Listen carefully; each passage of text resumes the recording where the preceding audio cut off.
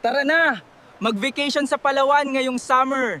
Bisitahin natin ang Secret Lagoon. Samahan nyo ako. Tingnan mo yan. Ito ang Secret Lagoon. Kahit hindi kuweba, talagang nakatago sa gitna ng mga matatayog na limestone cliffs. Wow, ang ganda. Halika na. Madalas, kailangan mong lumangoy o maglakad sa isang maliit na butas sa bato para makapasok. Pagpasok mo, bubungad sa iyo ang isang tahimik na lagoon na may napakalinaw at kulay emerald na tubig. Nandito tayo ngayon sa loob ng paraisong ito.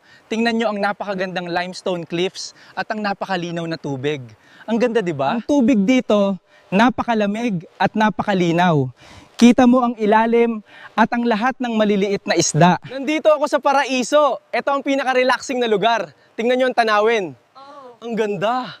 Perfect pang picture. Ang tawag na cave ay galing sa karanasan ng pagpasok sa makitid na opening sa bato na parang pumapasok ka sa isang yungib bago bumungad ang malaking open-air lagoon sa loob. O paano? Tara, maligo at sumisid na tayo. Teka lang, may malaking isda. Uhulihin ko lang. Ayan. Ayan, nahuli ko na. May ulam na ako at souvenir.